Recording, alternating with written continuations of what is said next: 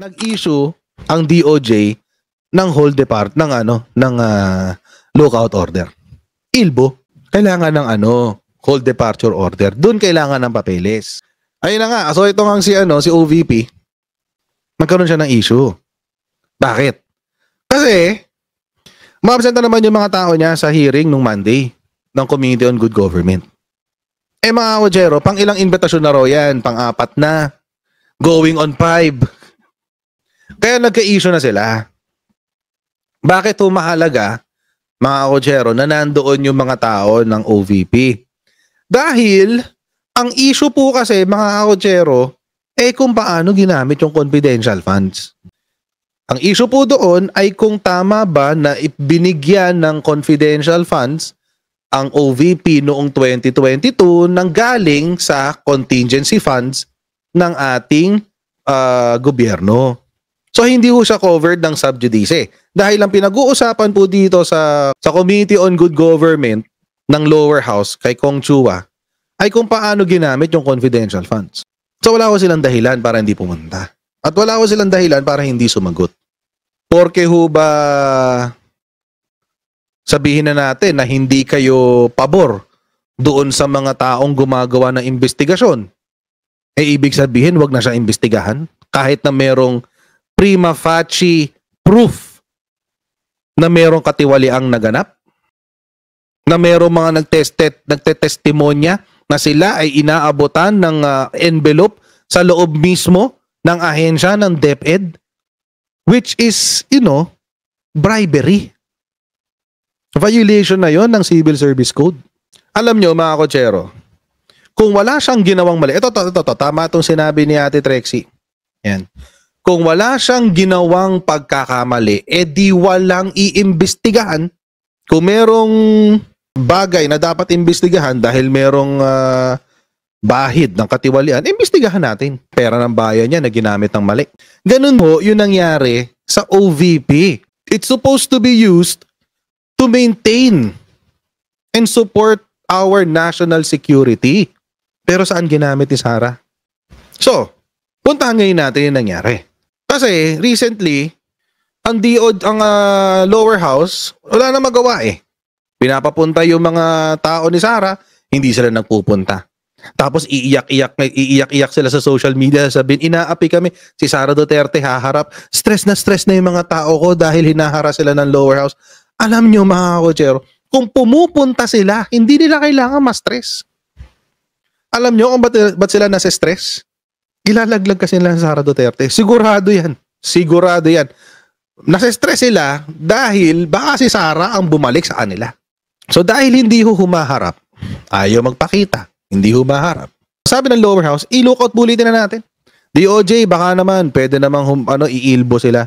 Immigration lookout bulletin. In a letter emailed to the Office of the Justice Secretary Jesus Crispin Remulla, last October 22, House Committee Chairperson and Manila 3rd District Representative Joel Chua said their testimonies are crucial to the panel's inquiry into issues surrounding the confidential expenses of the offices held by Vice President Sara Duterte.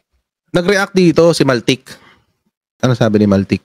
Ayan. Actually, hindi pa nga 22. Hindi pa nga October 22. October 17 to. Ayan, no? Baka October 22 na receive. Ayan, no? Pinapalagay na sila sa ILBO.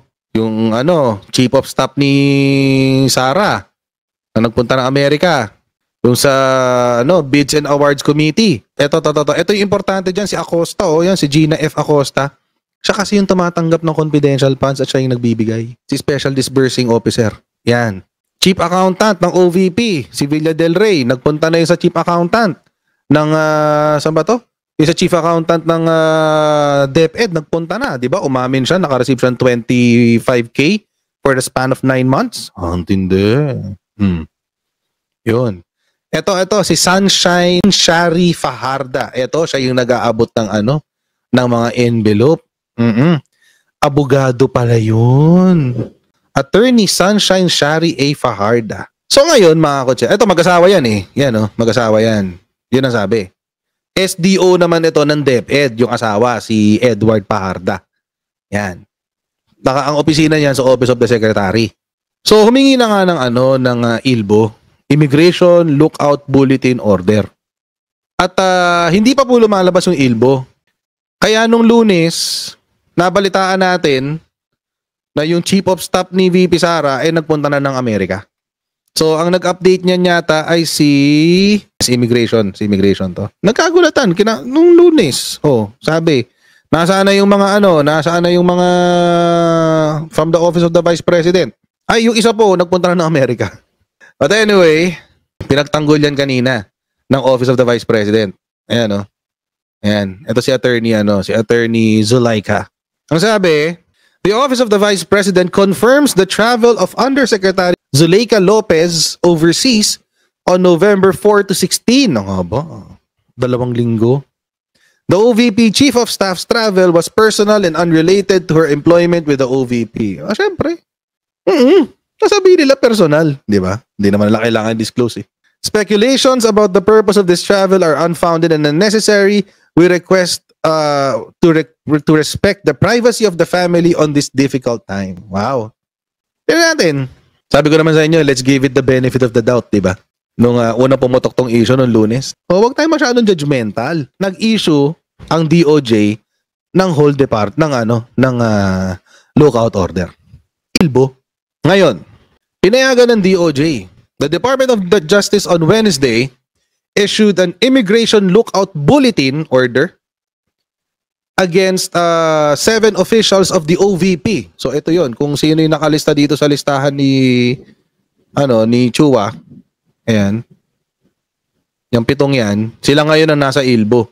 As requested by the House of Representatives in connection with its investigation on the alleged misuse of public funds of the said office. Lahat sila Covered by the ILBO is Zulaika Lopez, Lemuel Ortonio, Rosalyn Sanchez, Gina Acosta, Edward Fajarda, Julieta Villa del Rey, and Sunshine Shari Fajarda. May immigration lookout bulletin order na sila. Sabi ni Miko Clavano ng DOJ, spokesman DOJ, ILBO is not to restrict their travel but to keep track of their whereabouts. Yun lang naman kasi yun. Hindi ho sila pinipigilan ng ILBO, kaya nga nakakatawa tong comment ni Malutigia ni Maltik. Oo. Nakakatawa yung comment ni Maltik Anong krimen ang ginawa nila? Hindi ho. Oo. Hindi naman sila dinedetain Kung ide-detain sila, malamang sa malamang. Kailangan ng hold departure order. Doon kailangan ng papeles. Kung ide-detain. Hindi naman. Babantayan lang kung saan sila pupunta. Tulad nung, kasi nagkaroon na ng insidente Ayan Sumibat Sumibat kasi sumibat. Ayan Nagpuntang Amerika bigla-bigla. Sana all, Nakakapunta lang ng Amerika kung kanya niya trip.